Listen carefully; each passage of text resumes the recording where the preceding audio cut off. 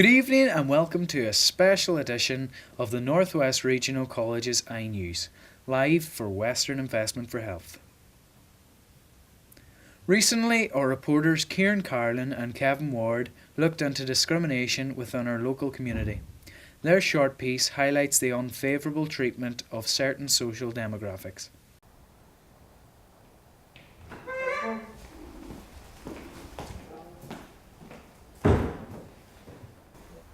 Excuse me? Yeah, I'll be reading all day.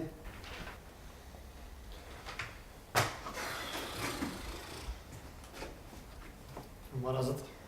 There's a packet of salt butter, hey, please. Right, that's 40p. Only have 40 here. Well, 40p's not enough, is it? 40p's 10p short. It's 10p, hey. We'll come back when you have a 10p in.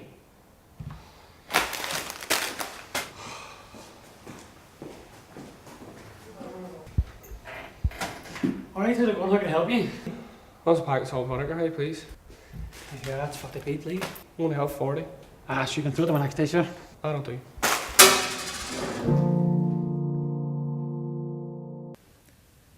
Now for a news piece by James Walker.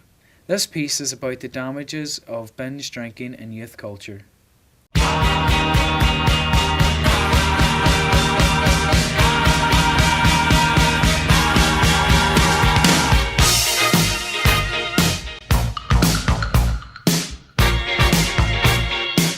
We all do it. Going out and getting drunk is part of youth culture now more than ever.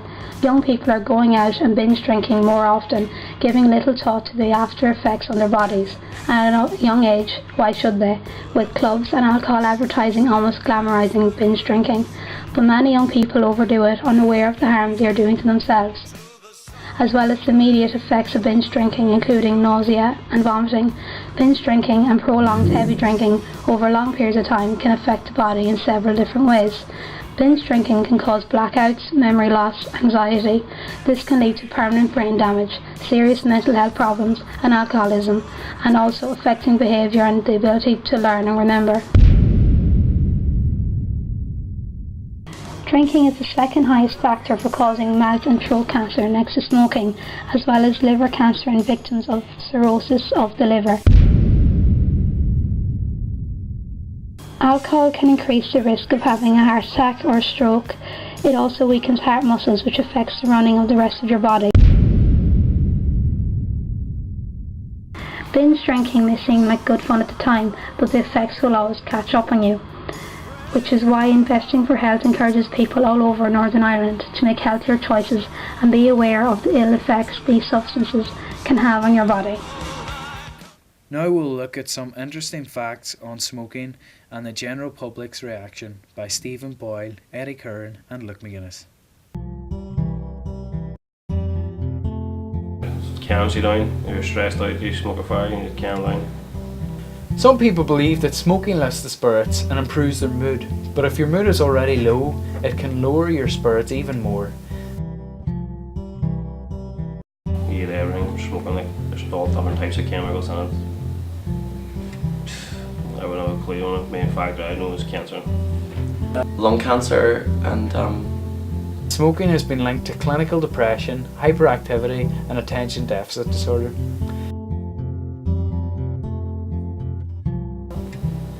Yeah, because I don't know, like it just got worse over the years if you don't give up then.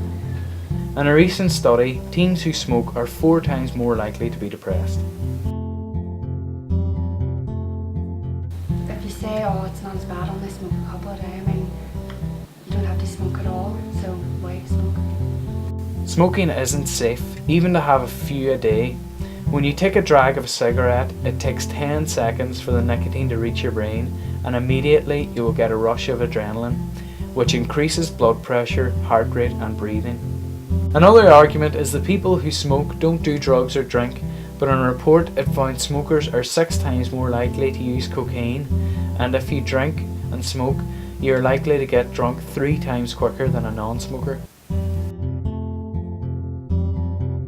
100 quid or something? More? See if somebody smoked 10 cigarettes a day for a year, that's £803. Wow. I don't know, buy a 20 box a day. That's a fiver. So you boys can do the math if you want. He's trying to get me off smoking, or he's just trying what's going on? A light smoker who may smoke 5 a day will be out nearly £500 a year on cigarettes, unlike a heavy smoker who will be out over £1,500 a year. The table shows results of a recent study, but will have changed due to the increase of cigarette prices. Well, no, if they brush their teeth and chew chewing gum, I wouldn't mind. Like, it's just rotten. They just smell and stuff. Kissing someone with a mouth like an ashtray isn't sexy, and having smoke blow in your face isn't sexy, and lung cancer isn't sexy. But buying someone a gift with the money you spend on cigarettes is definitely sexy.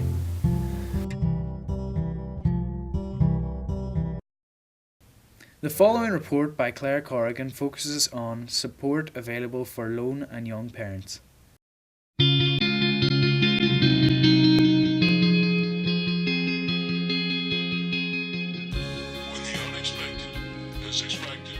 There is so much help and support provided towards young parents that are unknown, so don't sweat. Here is all the help you will need. Hello, my name is Kathy Hutchinson. I am a family support worker with Last Sure Start in Umma. My role as a family support worker would be I go into homes, talk to the parents and provide whatever support they may need. This can range from filling in an application form to helping a child get settled into the creche. It can be taking a parent to a speech and language appointment, or helping them get the confidence back in themselves to look about going back into employment or even back into education. You get parents that you work with to come out to the programs that we run. These are very different programs. They range from cricket programs to a nurturing program. Talk to families about budgeting and the importance of this and how to maybe cut down on their expenses, and just providing a listening ear. The Young Mums project that we run with Sure Start is a very enjoyable and entertaining programme. The girls meet up once a fortnight, and the reason that we have decided to run with this programme was we found young mums in the areas that we work in find it very difficult to go into group settings and to go to the programmes that we run feeling that they were too young and they weren't going to know anybody, and lack of self-confidence and self-esteem. So once a fortnight we get the girls all together and we run programmes such as a cricket, or take them over to the likes of Mr. Tumble's play area so that they get a chance to play with their children, as well as do programmes on their own. When they do the programmes on their own, then we provide creche for their children, and the girls have all built up a real good bond together. The following piece, Thoughts on Your Community, made by Conor Hutchin and Brian O'Toole, focuses on the good and bad points of the community and how to make it better for the wider community. Yesterday we asked a group of young people about their communities.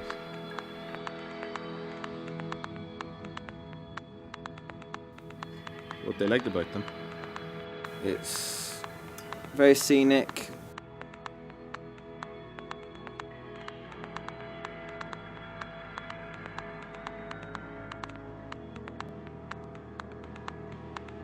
I like the people because they're generally quite friendly.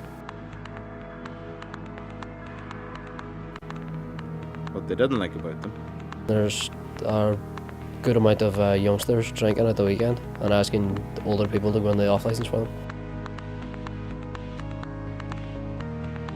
There's a lot of drug use among the young people in the town.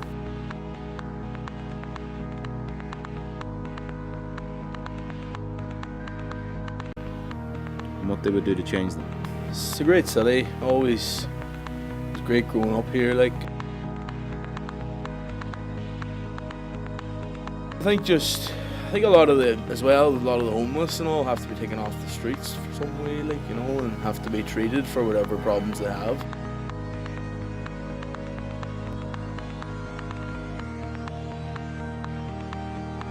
A lot of people socialise with each other. There's a lot of community spirit and all that kind of stuff.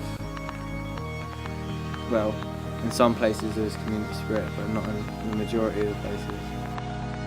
Ask what you would do to help make your community better for you and those around you.